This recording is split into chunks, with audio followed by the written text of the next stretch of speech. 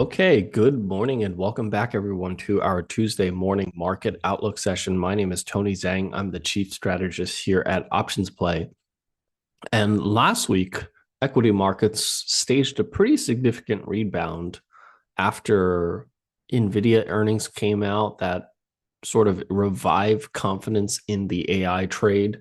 We saw multiple headlines within the AI space that was overall a net positive, specifically with Alphabet, who has been in development of AI chips for many years, signing their first major contract with Meta, which was the first sign that potentially Nvidia has some competition with regards to their monopoly over the chips that are used for AI compute. But markets overall took that as a net positive for the industry. It revived some of the sentiment that we saw here last week that started to break down. And we also saw some dovish comments from the federal president, New York Federal Reserve president, that shifted probabilities of that December rate hike. The markets are now pricing in, a nearly 90% chance that the markets are going to cut rates in December. And then the jobs data, the retail sales data, really all enforce kind of the expectations that we were going to get um, a cut here this for the December rate cut decision, and this was obviously under the backdrop of a relatively thin week of trading with Thanksgiving.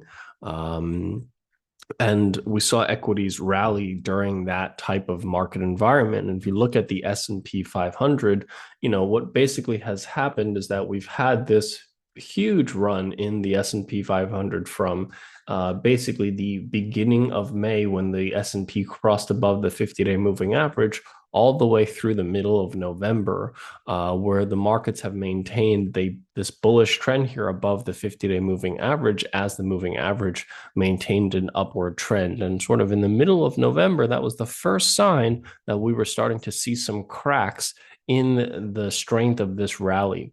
And despite some weakness, last week was really the kind of optimism that pushed the equity markets back above the 50-day moving average.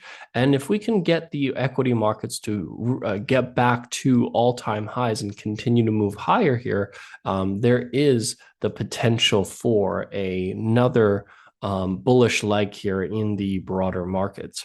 Now, I will say this week is a pretty pivotal week because last week, like I said, the rally that we saw here um, was under the backdrop of a really thin week of liquidity. Now this week, as we get back to trading and liquidity returns back to somewhat normal, that's really the real test as to whether this rally here is truly a rally that bulls are maintaining control, or is this a potential entry point, if you will, for equity investors to seek some bearish exposure.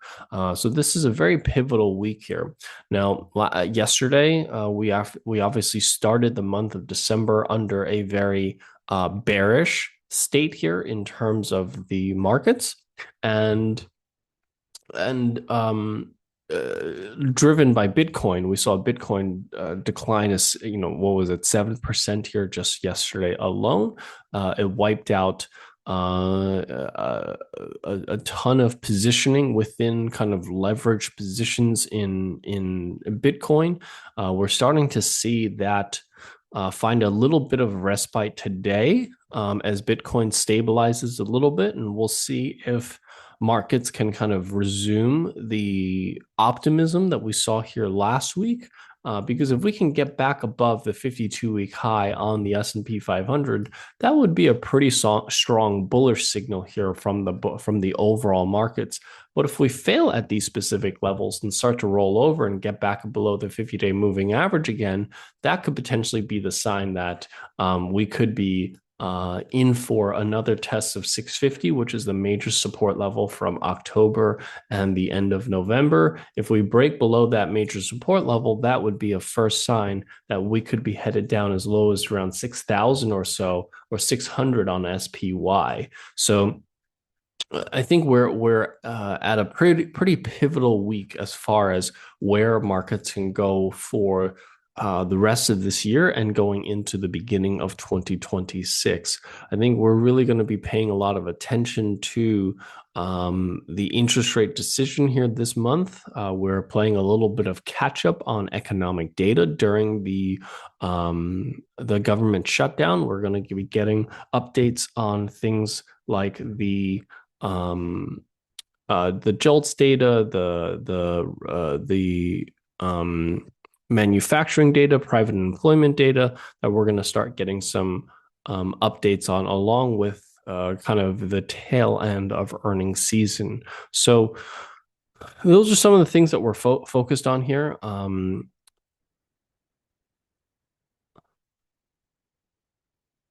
Those are some of the things that we're focused on here right now for the broader markets. And then if you look at kind of the overall equity markets, what I do think is interesting here is that the equal weight S&P 500 index has been playing a little bit of catch up here. As you can see, the equal weight S&P 500 index is essentially at all-time highs. It pulled back yesterday from those levels, but it's very much within spitting distance of generating a new all-time high on the equal weight S&P 500 index. And if that happens, that's showing us that the rest of the market is playing a little bit of catch up from the high growth tech names that currently are driving, that have been driving the markets. And that would be a relatively strong signal here that we would see here from the equity markets. And then also, if you look at high yield corporate bonds, as you can see, it made a new all-time high yesterday. It pulled back here. I'm sorry, on Friday, it made a new all-time high, pulled back yesterday. But we'll see if this can continue to make a new all-time high and signal, again, a risk-on environment from the bond markets. As you know, bonds is definitely one of the areas where I have some concern with regards to just the overall macro picture, because we're seeing more and more junk bonds. We're seeing more and more potential defaults on bonds because of the interest rate environment that we find ourselves in. So those are some of the things we're paying attention to right now, and there are some potential signs that equity markets are starting to improve, and that we have the baseline that could potentially get us to new all-time highs and generate that strong bullish signal into the end of the year for equities. Okay, so let's take a look at some of the opportunities that we see here in this market. The first one I want to take a look at here is Edwards Lifesciences. This stock recently broke out here above this $82 level here, and after breaking out, has continued to outperform by moving higher and outperforming both the market and its sector. Edwards Lifesciences is trading at around 30 times forward earnings, which is a premium to the industry. But the reason that it trades at that premium is because it's seeing substantially higher revenue growth than its peers. And more importantly, net profit margins are 24% versus 11% for the sector. So it's far more profitable and is growing top line substantially faster than its peers. So even though it's trading at a higher valuation than its peers, from my perspective, it looks like it's justified. And that's why we're seeing the stock outperform in the markets these days. The next one I'm going to take a look at here is NVIDIA. NVIDIA, this stock recently pulled back below the 50-day moving average. And, at the moment, I don't see that as a bearish view here just yet. We've seen multiple pullbacks here below the 50-day moving average as buying opportunities. And that's how I'm viewing this at the moment. And this is really because NVIDIA at the moment is only trading at 23 times forward earnings. even when the stock really sold off here during that April low sell off, it was only trading at around 25 times forward earnings, even at the bottom. So we're actually seeing a valuation that's even cheaper than what we saw here back in April. So even though it's more expensive from a price perspective, from a valuation perspective, you're actually getting it at a deeper discount on this recent pullback. And if you really think about what you're getting for, that you're paying 23 times forward earnings for, you're getting a stock that's growing top and bottom line by nearly 50% year over year. So it's growing earnings and revenues by roughly 50% year over year. On top of that, you're getting a company that has net profit margins that's north of 50%, and you're only paying 23 times forward earnings. Put that into context, you'd have to pay around 25, 26 times for Alphabet. You'd have to pay about 33 times for Apple. Most tech names that are growing substantially slower and not as profitable are more expensive than Nvidia, which is why I really like this recent pullback here in Nvidia as an opportunity for long-term investors who still see Nvidia as the primary dominant player in this particular space for AI. The next one I'll take a look at here is FedEx. FedEx continues to outperform after it recently broke out here above this 245 level here. When it broke out here from this level that previously was resistance, we started looking at this as an opportunity, and this stock has continued to run ever since we've added this particular stock, and it's still trading at a pretty significant discount to the market. It's trading at only 15 times forward earnings, even though it's expected to grow just as fast as its peers. It's just as profitable as peers, yet it trades at only 15 times forward earnings versus the industry average is closer to around 19. So you're getting a stock that's growing as fast, it's just as profitable, yet it trades at nearly 25% discount to its peers. And that's why I believe the stock has recently been outperforming and playing a little bit of catch up here. And I think the upside target here for FedEx is that $300 move to the upside. The next one I want to take a look at here is Meta. Well, we've had a really nice move here on Meta over the last week or so, and I've been talking about the stock for a while. The stock has obviously had a very big drop here over the last month on earnings, and we felt that this pullback here eventually to that $600 level was a opportunity for that bounce here. So far, we've gotten a bit of a bounce here. I'm hoping that this doesn't turn into a bounce that just ends up creating another leg lower, that this actually has some legs to reclaim that 50-day moving average. And I'm hoping that in the next week or so, we'll see that.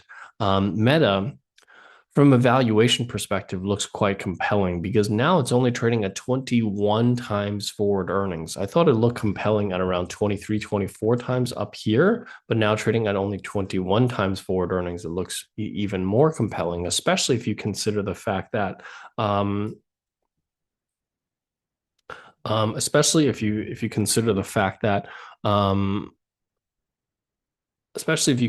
fact that Meta trades is expected to grow top and bottom line in that 14 to 18% range. So you're talking about, year over year growth of revenues and earnings and earnings in the 15 to 18% range. And more importantly, net profit margins that's north of 30%. There's just very few companies that are growing at that pace and that profitable that are only trading at 21 times forward earnings. That's why I really like Meta, and Meta's recently been making some headlines in the AI space, buying compute from Alphabet instead of from Nvidia in terms of hardware, and it opens up an interesting new player in the AI GPU space, or rather AI chip space that starts to chip away from Nvidia, and that's why Alphabet is my next bullish case here. Alphabet is starting to get a little bit more expensive. When we first started talking about Alphabet, I remember the stock, it was pulling back here to the 50-day moving average back here in June. And we liked the stock at the time because it was trading at around 19 times forward earnings. The stock has ran substantially since then. It was a $162 stock back then. It's now more than doubled that.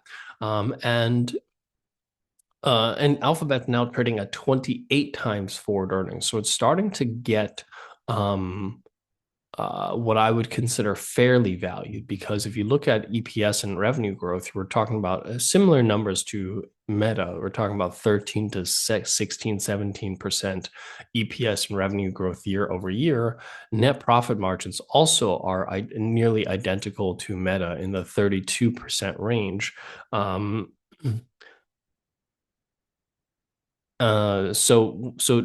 Alphabet trading at 28 times forward earnings for those types of metrics are starting to look more fairly valued at 300 and at 28 times forward earnings. So I do think that the upside here for Alphabet is starting to get limited now that we've seen that substantial multiple expansion here for the stock over the last 6 months. And the last one I'll leave you with is Micron. And that recent pullback here was a great opportunity to start adding some more. Micron is now trading at 13, nearly 14 times forward earnings. But if you look at growth expectations, we're talking about EPS and revenue growth of around 21% year over year, and EPS growth that's nearly 40% year over year. And on top of that, net profit margins are 23%.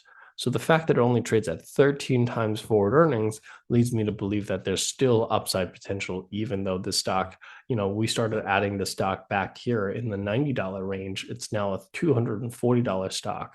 We still think that there's still upside potential here for Micron. And then starting to look at some bearish opportunities here. The first one I want to take a look at here is Tesla.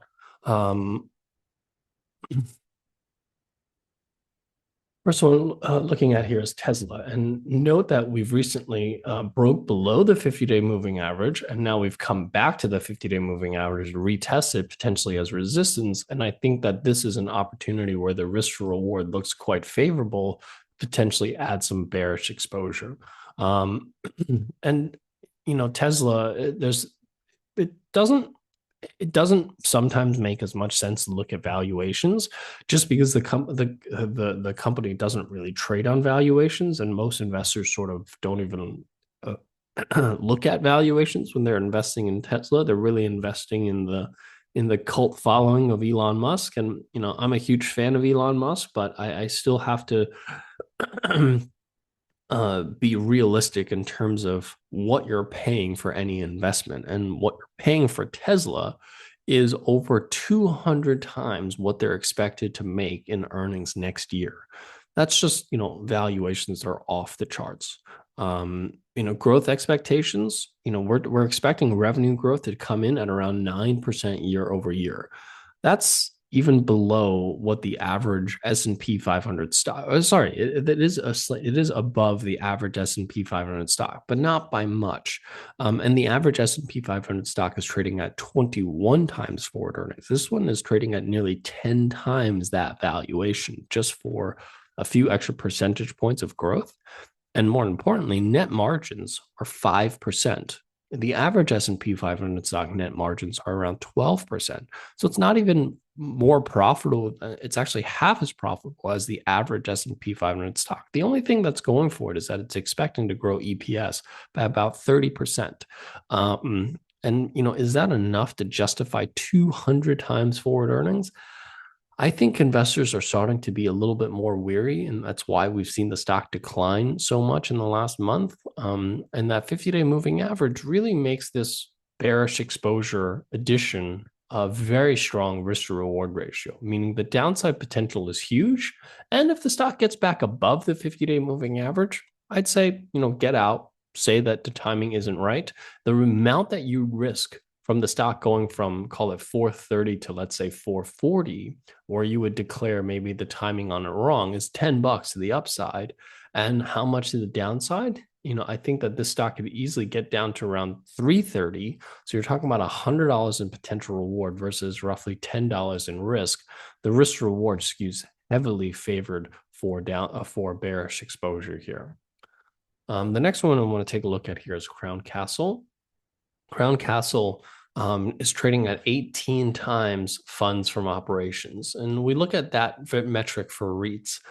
As you can see, the stock has been in a continual decline. And yesterday it generated a bearish sell signal here. And we're looking for this potentially to break below this support level and really fall apart back into the $80 range. The downside, the thing that worries me the most about Crown Castle is that revenue growth is expected to be negative. We're expecting revenue growth to be negative, and then on top of that, it's not profitable. So when you have a company that's not growing from a revenue perspective and has negative net margins, that's really where I have concerns that there is potential downside here for Crown Castle, and that's why the stock has underperformed so heavily here in the last few months. The next one I'm going to take a look at here is Affirm.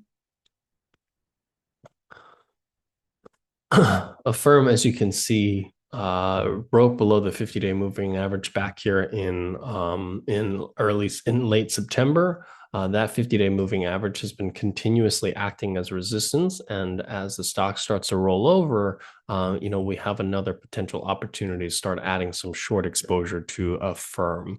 Affirm trades at 78 times forward earnings, which is essentially triple what its peers are trading at. Now, sometimes those high valuations are worth it because you see a high growth names that's incredibly profitable. You see kind of those types of high valuations, but Affirm, does have some high growth. We're talking about EPS growth. I'm sorry, revenue growth that's in the 25% range. That is quite high in terms of revenue growth year over year. But the problem with Affirm is that net profit margins are very thin. They operate in a space that has thin margins. And not whether you look at it from a earnings perspective where it's expensive, or if you look at it from a revenue perspective, it's trading at 7 times revenue. When you have net margins that are in the 6% range, that doesn't give you a lot of room. And if things start to slow down from an economic perspective, especially in the lower income tier that Affirm tends to service in terms of customers, that's really where I see some further downside risks for Affirm, especially at the current valuations that it's currently trading in. And then the last one I'll leave you with here is Philip Morris to the downside. Philip Morris continues to disappoint. Big Tobacco has really struggled here. Now, as you can see, it's continued to hug that 50-day moving average. We'll keep an eye on it because it has spent a couple of days above that 50-day moving average. It hasn't had the momentum to grow to the upside, but that's really where I see that as a potential entry opportunity as previous kind of test of that 50-day moving average to the downside. Philip Morris trades at nearly 19 times forward earnings, which is much higher than the industry average, around 15 times forward earnings. And more importantly, Philip Morris is really struggling with profitability. The average tobacco stock has net profit margins of around 33%, but Philip Morris is only at 21%. So because it's not as profitable, that's part of why I believe the stock has underperformed so much in the last 6 months and will likely continue to outperform going forward. So that's where we stand here right now in the broader markets. We are, after what was last week, on the verge of what could be the restart of a new bullish trend here from the broader markets. But if we start to falter this particular week, especially with the markets expecting a rate cut here for December, that is where things could start getting a little bit uglier. So this is a really important week to pay attention, and we'll be back here next week to update you on how things played out. With that, thank you so much. I hope you guys have a great trading day, and I'll see you guys here same time next week.